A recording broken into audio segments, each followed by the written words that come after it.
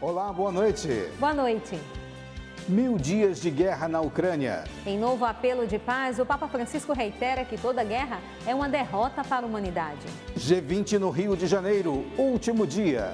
Segurança alimentar e crise energética ganharam destaque. Correspondentes de guerra. Exército aplica estágio a profissionais de comunicação na Canção Nova. Igreja se une em oração pelas vítimas de abusos na América Latina e Caribe. Defesa da vida. Projeto de emenda constitucional será votado na Câmara. Setor de serviços e comércio varejista de Sergipe é destaque nos indicadores econômicos. Brasil precisa investir quase 100 bilhões de reais para melhorar as rodovias. 19 de novembro, Dia da Bandeira. Está no ar a Canção Nova Notícias a serviço da vida e da esperança.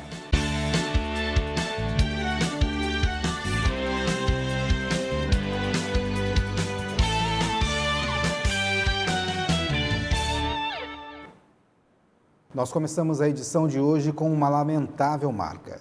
Este é o 1000º dia da guerra entre Rússia e Ucrânia. O Papa Francisco se expressou para pedir o fim da violência e que haja paz naquela região do mundo. Em 1000 dias de guerra, o Papa Francisco fez quase 200 apelos pelo fim dos confrontos. O Santo Padre demonstra preocupação constante para que o mundo não desvie o olhar diante do que foi submetido o povo ucraniano a partir do dia 24 de fevereiro de 2022. A falta de consenso entre os dois países continua. O presidente Volodymyr Zelensky foi ao parlamento ucraniano nesta terça-feira para dizer que a guerra chegou a um momento decisivo. Ele pediu resiliência aos cidadãos e prometeu aumentar a produção de armas de ataque. Zelensky disse ainda que a Ucrânia não negocia sua soberania e nem abre mão de seus territórios. Não estamos negociando o futuro da Ucrânia. Não permitiremos que ninguém use o nosso país nas batalhas pré-eleitorais de alguém na Europa. Ninguém vencerá às custas da Ucrânia. Do outro lado do confronto, o presidente russo Vladimir Putin segue a sua agenda de trabalho com a afirmação de que a permissão dos Estados Unidos para que a Ucrânia dispare mísseis de longo alcance fornecidos pelo governo americano é vista como um envolvimento direto. Putin acusa o governo Joe Biden de intensificar os confrontos. O ministro das Relações Exteriores da Rússia, Sergei Lavrov, disse que um ataque da Ucrânia à região russa de Bryansk foi feito com mísseis fornecidos pelos Estados Unidos. Disse que foi um sinal claro de que o Ocidente queria intensificar o conflito na Ucrânia.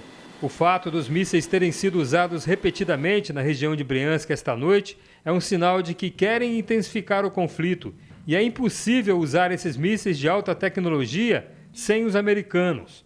Nesta terça-feira, o Papa Francisco usou sua conta no X para se expressar sobre o 1000º dia de guerra entre Rússia e Ucrânia e disse: "A guerra é sempre uma derrota. Peço mais uma vez que se ponha fim à loucura da violência e de um comprometimento por uma paz justa e duradoura. Rezemos pela população ucraniana." Exército Brasileiro promove estágio de correspondentes para profissionais de comunicação e alunos do ensino superior. As atividades práticas ensinam a sobreviver em ambientes de guerra.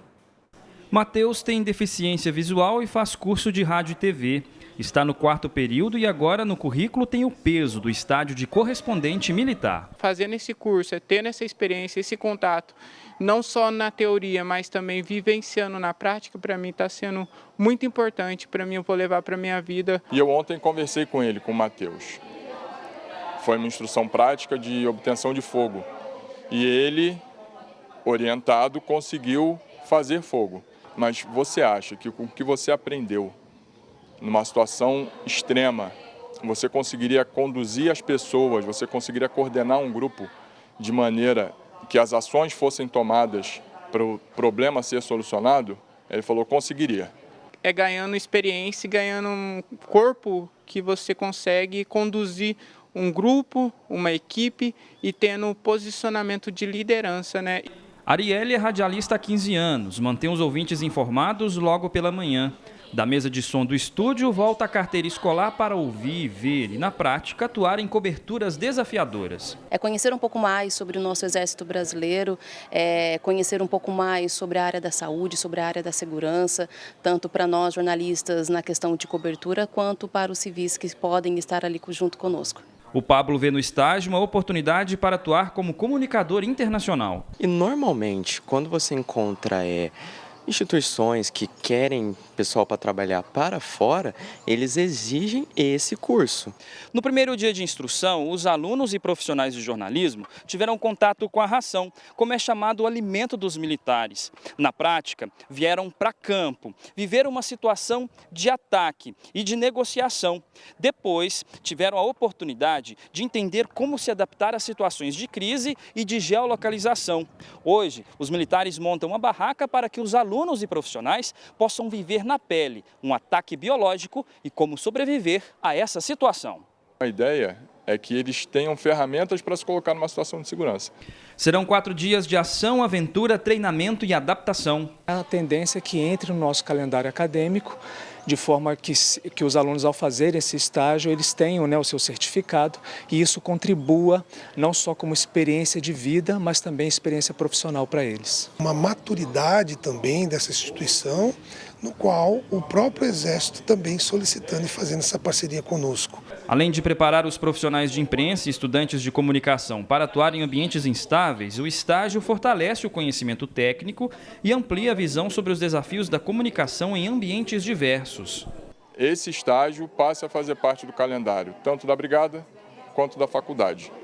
Então, esse é o embrião do que eu espero que seja uma série de estágios aí que se torne permanente. O corte de gastos no orçamento a ser feito pelo governo federal está pronto. O Ministério da Fazenda aguarda respostas das Forças Armadas para incluir os militares na redução orçamentária. A medida deve ser anunciada em breve. O governo federal estuda medidas para conter gastos em diversas pastas. Entre as ações previstas estão o controle do endividamento e a garantia de sustentabilidade ao arcabouço fiscal. O Ministério da Defesa pode ser incluído na proposta com iniciativas como a alteração da idade para a aposentadoria dos militares e a revisão de outros benefícios que estão em discussão. Os militares não têm aposentadoria tradicional, mas possuem benefícios específicos, como a paridade salarial entre ativos e inativos. Isso torna a despesa per capita desse grupo muito superior à do setor privado. No entanto, a iniciativa enfrenta resistência das Forças Armadas, barreiras jurídicas e dificuldades políticas. Ao atingir a idade para afastamento, os militares vão para a reserva e ficam inativos. No entanto, diferentemente da aposentadoria do cidadão civil, permanecem à disposição e podem ser convocados para voltar ao serviço. Atualmente, a inatividade ocorre após 35 anos de serviço. Pela proposta, os militares só poderão se afastar a partir da idade mínima de 55 anos. Poderiam não estar no serviço ativo 45 anos, mas a idade mínima será 55 anos, logo ela terá que ficar 10 anos a mais. Mas ela vai ficar 10 anos a mais, e isso vai, aparentemente, criar um envelhecimento em série, porque aquele jovem que entraria lá com 18 anos, talvez ele não consiga entrar, porque não vai ter lugar e espaço, ou nós vamos aumentar o efetivo das Forças Armadas. Após a definição das alterações, os militares ativos poderão buscar orientações jurídicas específicas para proteger seus direitos e os benefícios adquiridos ao serem incorporados. Que de fato não se trata aí de direito adquirido, então parte de remuneração, benefícios, esse tipo de coisa pode ser alterado para os que vão ingressar principalmente. Entre os benefícios específicos dos militares há o morte ficta, quando o oficial é expulso, mas os recursos que foram recolhidos ao longo da atividade são designados à sua família a título de pensão. Em 40 anos, em termos salariais, a profissão militar perdeu muito comparada com outras profissões do serviço público. As Forças Armadas, elas são o pilar da soberania nacional. Então, elas não podem ser sucateadas, os seus membros eles não podem ser ridicularizados, eles não podem ser menosprezados.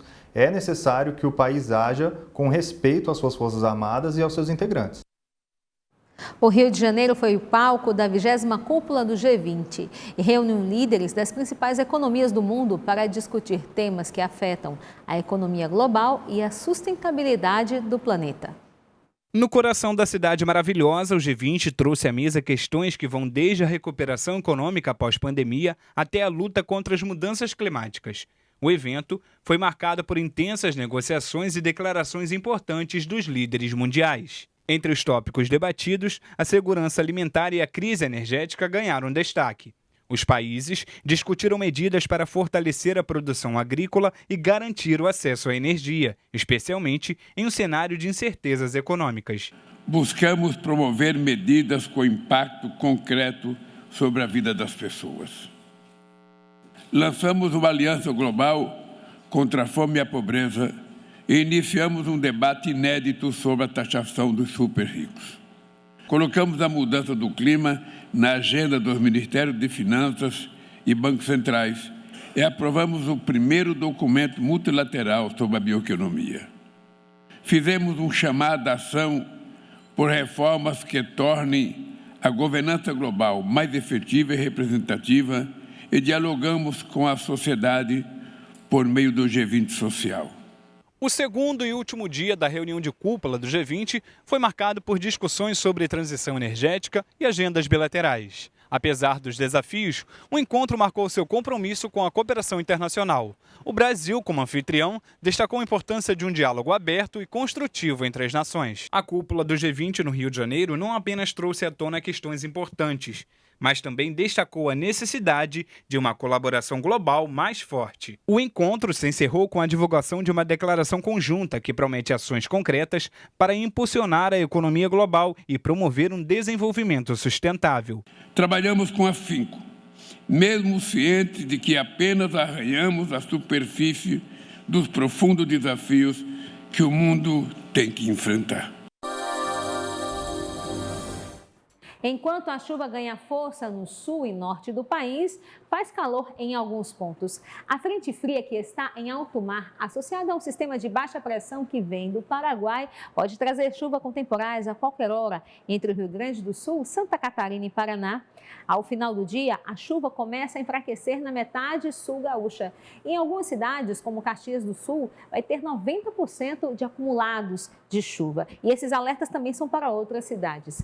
A capital gaúcha está com alerta laranja para chuvas intensas. Amanhã vai fazer mínima de 16 graus e máxima de 19 graus em Porto Alegre.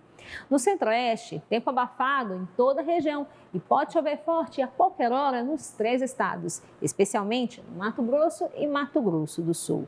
As instabilidades vão continuar no sudeste, vai ter pancadas de chuva e trovoadas entre o Rio de Janeiro, Espírito Santo, norte de Minas Gerais, interior paulista e Triângulo Mineiro.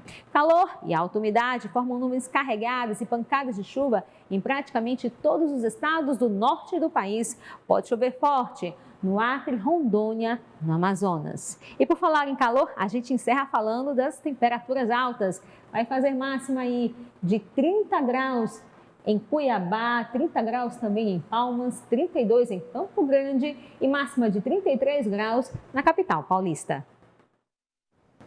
Amanhã, feriado, dia 20 de novembro, será celebrado o Dia Nacional da Consciência Negra. E o Senado Federal realizou uma sessão especial para lembrar a data. A repórter Gabriela Matos traz mais informações ao vivo de Brasília. Olá, Gabriela. Olá, boa noite, Adilson. Pela primeira vez, o dia 20 de novembro será feriado nacional. A celebração foi instituída ano passado pela Lei 14.759. Hoje aconteceu aqui no Senado uma sessão especial, proposta pelo senador Paulo Paim, do PT do Rio Grande do Sul. Ele caracterizou a data como um dia histórico e a sessão como uma ação educativa simbólica para refletir o agir no combate ao racismo contra todos os preconceitos. A sessão contou com a presença de senadores, deputados, ex-parlamentares e convidados de diversas instituições da sociedade brasileira. Obrigado, Gabriela. Boa noite a você. Deus abençoe. Quase 100 bilhões de reais. Esse é o valor necessário para melhorar a malha rodoviária do país. O Brasil tem mais de 1,5 milhão de rodovias e apenas 213 mil estão pavimentadas. Os dados são da pesquisa anual da Confederação Nacional dos Transportes, CNT. A pesquisa avaliou 111 mil quilômetros de rodovias pavimentadas dos mais de 1.700.000 quilômetros de rodovias do país. 40% das rodovias foram classificadas como regular, 20% como ruins, 5% péssimas e 25% como boas. Em relação à última pesquisa, os pontos críticos das rodovias diminuíram 7,5%. A qualidade ruim das estradas brasileiras gera um impacto importante nos custos dos transportes no país. A estimativa é de um gasto adicional com combustíveis de 6 bilhões e 800 milhões de reais. Para melhorar a qualidade do transporte rodoviário, a CNT estima um investimento de 99 bilhões de reais. O alto valor só deve ser alcançado com o aumento do capital privado. De acordo com a Confederação Nacional dos Transportes, é necessária a concessão ou privatização da maior quantidade possível de rodovias no país. O pedágio é o tributo mais justo que tem, que só paga quem usa e paga pela quilometragem que usando. Se tivermos o free flow, então vai pagar por quilômetro rodado. A pessoa que andar 1, 2 quilômetros vai pagar centavos de pedágio, mas isso, com milhões de usuários, faz com que ela seja viável.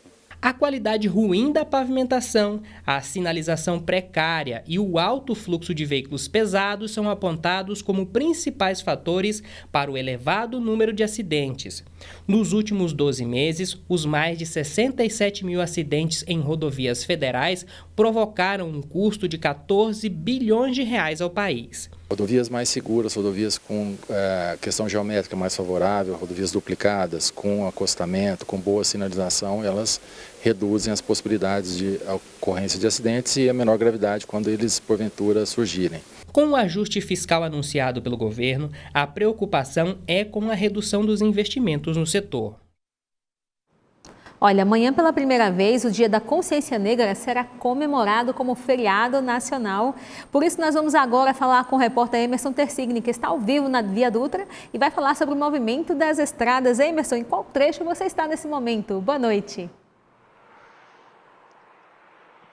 Oi, Sabará, boa noite para você, boa noite para todo mundo que acompanha o Canção Nova Notícias nesta noite de terça-feira. Falamos ao vivo, direto do quilômetro 39 da rodovia Presidente Dutra, na altura aqui de Cachoeira Paulista, no interior de São Paulo. Este acesso da Via Dutra aqui em Cachoeira que leva o motorista, enfim, as pessoas que conhecem aqui a cidade, os seus moradores, à região central da cidade, também a Canção Nova e bem pertinho daqui onde nós estamos, do INPE, o Instituto Nacional de Pesquisas Espaciais. Bom, eu vou pedir ajuda do Messias Junqueira neste momento, que a iluminação da Via Dutra neste trecho não é das melhores, mas dá para perceber que o trânsito é tranquilo neste momento. O motorista faz boa viagem nos dois sentidos, tanto o Rio de Janeiro quanto no sentido São Paulo. Não há nenhuma dificuldade, grande dificuldade registrada.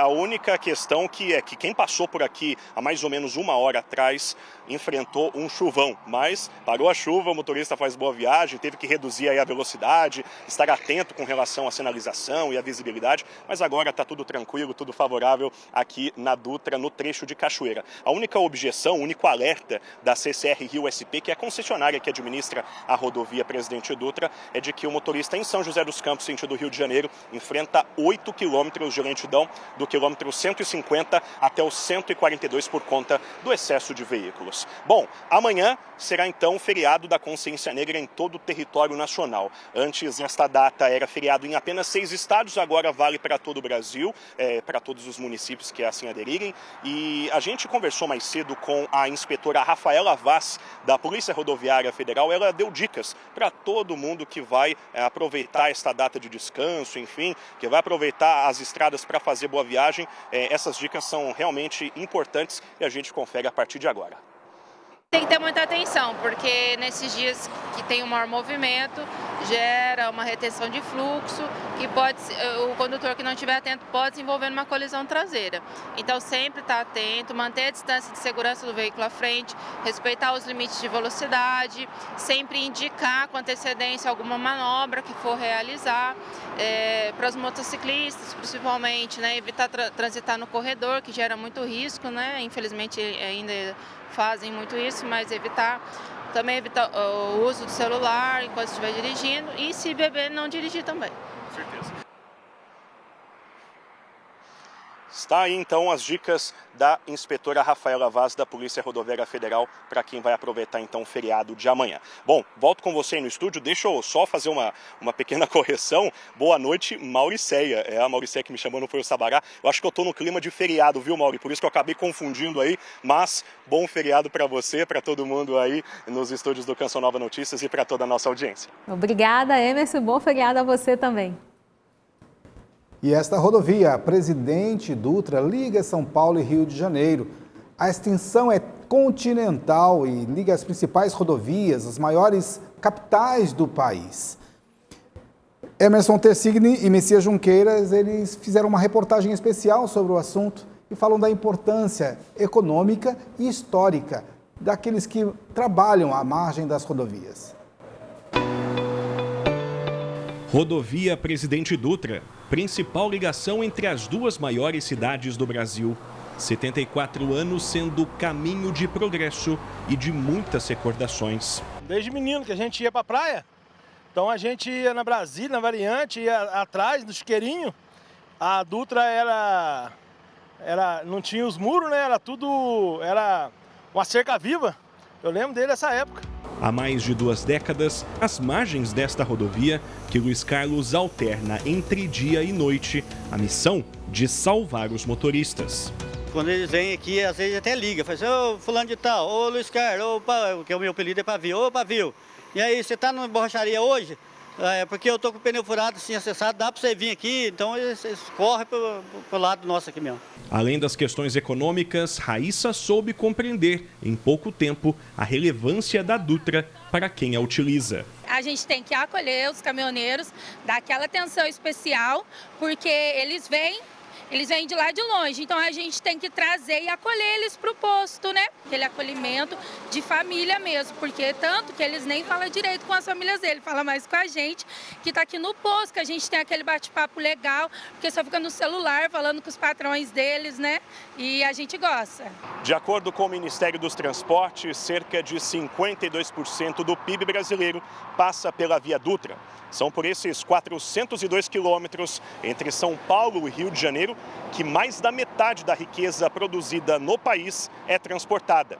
Sem contar o número de habitantes como uma metrópole. São mais de 23 milhões de pessoas que residem em cidades próximas às margens desta rodovia. Em média, são 300 mil veículos. A segunda rodovia mais movimentada, que é a Anguera, dá em torno de 150.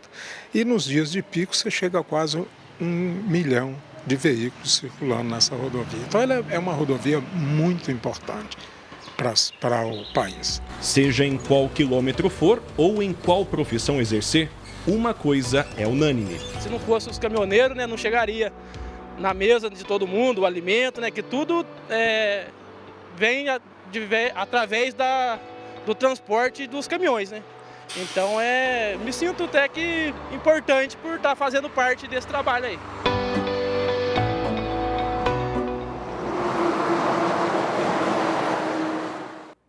Outubro foi o melhor mês do ano para o setor automotivo brasileiro. 450 mil veículos foram emplacados, de acordo com a Federação Nacional da Distribuição de Veículos Automotores.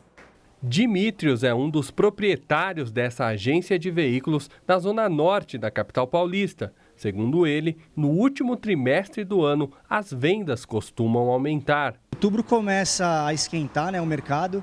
Geralmente no final do ano é a melhor época para compra e venda de veículos. Então, outubro já começou esse aumento aí expressivo.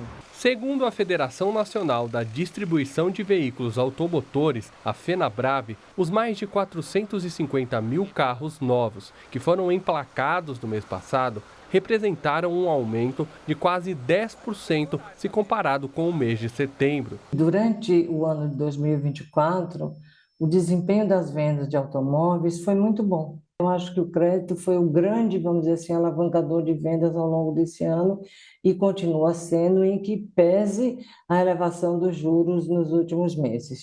Outubro também foi um mês aquecido para as vendas de veículos usados, com mais de 1.400.000 unidades comercializadas. Isso representa um aumento de quase 18% em comparação com o mesmo período do ano passado.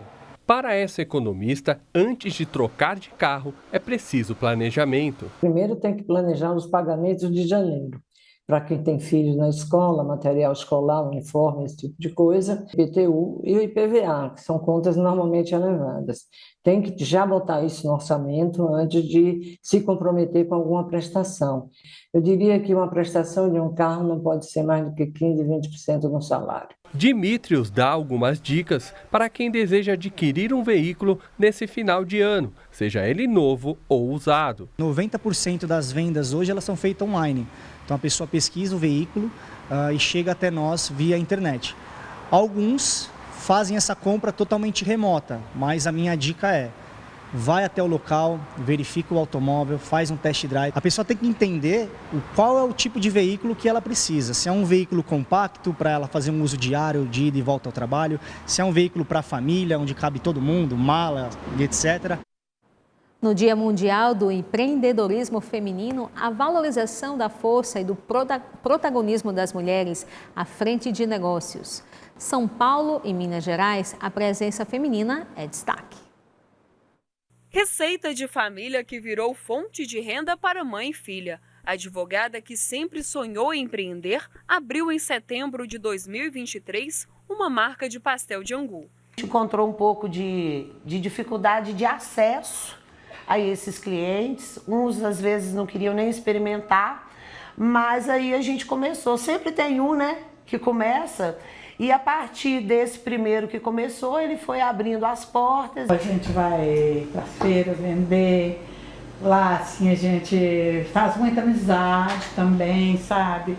As pessoas chegam, elogiam. Segundo o levantamento do Sebrae Minas, o estado possui 2.100.000 pequenos negócios. Cerca de 41% são liderados por mulheres. No Brasil, o público feminino corresponde a 41,5% dos 8.300.000 empreendimentos. Tem dois pontos. Um lado é o mercado de trabalho. Quando a mulher, depois que ela é engravida, geralmente ela não tem espaço no mercado de trabalho, então ela busca uma flexibilização nos horários para tentar conciliar o tempo do negócio dela com o tempo do cuidado dos filhos e mais autonomia financeira. Flexibilidade que motivou Geralda a abandonar o emprego de costureira. A gente faz o nosso horário, né?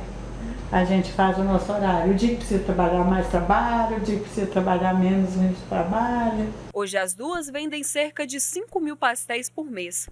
Os desafios são muitos, por isso a capacitação é ingrediente essencial na receita. Nosso público-alvo era todo mundo. Depois do Sebrae, eles nos ensinaram que não, que a gente tem que saber para onde vai. A gente lançou hoje uma série chamada Negócio de Mulher, Guia Prático para Empreendedora, que é online dentro da plataforma Sebrae Play, é gratuito. Então ali o tempo que ela tiver, que a gente sabe que não é nos horários comerciais, então o tempo que ela tiver, ela pode assistir, tem vídeos, infográfico, podcast. Em Sergipe, o setor de serviços e do comércio varejista tem se destacado nos indicadores econômicos, fruto de parcerias entre o setor público e privado. A pesquisa divulgada no início do mês pelo Instituto Brasileiro de Geografia e Estatística, IBGE, revelou que o estado continua em um crescimento significativo no setor de serviços. Foram 13,2% de alta no comparativo com o mês de setembro do ano passado. Nós tivemos um resultado superior à média nacional, à variação nacional, de 1,1%. Em comparação ao acumulado do ano, que é de janeiro a setembro, Sergipe se destaca na segunda posição no ranking nacional, então são resultados muito expressivos e principalmente, que foi o resultado mais divulgado, na comparação da variação acumulada nos últimos 12 meses, Sergipe foi o primeiro estado do Brasil. Na avaliação do presidente da FEComércio em Sergipe, uma das ferramentas para o potencial crescimento está na parceria público-privada, não só no setor de serviços, mas também no setor de turismo e outros segmentos. O ano passado nós geramos 13.360 empregos e esse ano a previsão é mais de 14 mil empregos. Teremos um estoque de emprego maior da história de Sergipe. E a parceria pública-privada, como tem sido com a FEComércio e governo do Estado, juntamente com o SESC-SENAC, no desenvolvimento de atividades tipo Natal Iluminado, São João na Praça, Bem-vindo ao País de Forró, a Praça das Crianças, a Semana da Sergipanidade. Todas essas atividades demonstram que é possível você gerar emprego e renda. Outro destaque de Sergipe é o comércio varejista. Segundo uma pesquisa divulgada pelo IBGE em setembro, o setor apresentou forte crescimento. O estado ocupa a segunda posição no Nordeste e a quarta em nível nacional. Na verdade, já é o terceiro mês seguido que Sergipe está como número 1 na evolução do setor de serviços, assim como já estamos no 7º mês seguido na evolução na atividade do turismo, e no comércio a gente deve ter um crescimento de aproximadamente 7% no ano de 2024, ou seja, nós teremos o melhor ano desde 2016 no crescimento comercial. Este gerente de loja precisou contratar mais funcionários para atender a demanda no atendimento e nas vendas. A gente sempre contrata porque não tem como se manter com o quadro que fica, né, durante todo o ano. Final de ano, como é sempre mais movimento, a gente chama, é caixa, vendedora, fiscal de loja, entendeu? E demais que for precisando, mas sempre contrata. A Igreja na América Latina se uniu hoje em oração pelas vítimas e sobreviventes de abusos. A iniciativa atendeu a um pedido do Papa Francisco. Logo após a oração do Ângelus de domingo, Francisco reforçou uma de suas grandes preocupações. Todo abuso é uma traição à confiança, à vida. A oração é indispensável para restituir a confiança. A declaração ressalta um apelo feito por ele mesmo em março deste ano, quando dirigiu sua intenção a todos aqueles que foram vítimas de abusos. Os abusos, especialmente los cometidos por miembros de la Iglesia, no basta pedir perdón. Pedir perdón es necesario, pero no basta. Como resposta ao apelo do Papa Francisco, a Igreja do Brasil, em conjunto com outros 15 países da América Latina, participa da Jornada Internacional de Oração pela Infância, Adultos Vulneráveis e Sobreviventes de Abusos na América Latina e Caribe. O momento de oração será logo mais às 8 da noite, horário de Brasília. A iniciativa partiu do Conselho Episcopal Latino-Americano e Caribenho, o CELAM, a Rede Latino-Americana e Caribenha para a Cultura do Cuidado e a Pontifícia Comissão para a Tutela de Menores do Vaticano. A coordenadora do núcleo Lux Mundi, escritório que auxilia nos trabalhos de instalação das comissões diocesanas para a proteção de menores e vulneráveis, destaca a importância desse dia de oração. É importante porque nós queremos que as vítimas sintam que nós estamos próximas a elas, que nós queremos abraçá-las, que nós queremos escutá-las, acompanhá-las e dar toda a assistência que elas precisam para superar a dor do que lhes aconteceu. A oração nesta intenção pode ser feita de modo pessoal, mas o momento que marca esse dia de jornada pode ser acompanhado pelas redes sociais do CELAM. Fabiane, que integra uma comissão de combate e prevenção de abusos no movimento dos focolares, vai acompanhar a ação. Onde todos nós temos que ter essa consciência, né, de que as pessoas que sofreram abuso, eles ocupam um lugar central e prioritário nesse processo. Entende? Então, por isso que essa escuta, esse pedido de perdão da parte de todos nós precisa ter um momento de conscientização, né? Eu acho que esse momento de conscientização é importante nesse momento de oração. Nós precisamos cada vez mais falar mais sobre esse tema, para tirá-lo da sombra, para que nós possamos ajudar, inclusive, nos outros ambientes onde eles ocorrem, para que se faça a prevenção. A vida humana é sagrada e inviolável em cada momento de sua existência, de acordo com a encíclica Evangelii Vitae, de João Paulo II. Uma das ações da Canção Nova é defender a inviolabilidade da vida e promovê-la. Graças a você aqui, a evangelização acontece 24 horas, todo dia. Estamos com 54% na campanha de novembro. Acesse clube.cançãonova.com e escolha sua forma de contribuir ou doe pelo Pix com a chave pix.doação@cançãonova.com. Obrigada por ser canal da Providência Divina para a Canção Nova. E agora vamos falar de eliminatórias da Copa do Mundo. Hoje tem clássico do futebol sul-americano. O Brasil enfrenta o Uruguai às 9h45 da noite em Salvador. O Brasil tem chances de terminar o ano em segundo lugar nas eliminatórias. Para isso, basta vencer os uruguaios. Dorival Júnior acredita na recuperação do time e tem o apoio do torcedor baiano. O time treinava 2 toques enquanto os goleiros trabalhavam duro. Depois do trabalho, sobrou tempo para ficar mais perto do torcedor. Rafinha não perdeu a chance de curtir a filha com o mascote do Brasil. E ainda dá uma de goleiro frangueiro para ver a alegria da pequena no gramado. Claro que no confronto contra o Uruguai, a descontração vai ficar de lado e a determinação vai assumir a cabeça e coração de cada jogador brasileiro. Pelo menos é o que os torcedores esperam do time neste último jogo do Brasil em 2024. Um bom jogo à seleção brasileira. Exatamente. O Canção Nova Notícias fica por aqui. Reveja as reportagens em nosso portal noticias.cançãonova.com ou pelo CN Plus. E assista daqui a pouco aos programas Pra Ser Feliz, Reinflama e PHN. Um bom descanso a você e aos seus. Uma boa noite. Até amanhã. Boa noite e aproveite o feriado com o coração em Deus e até amanhã.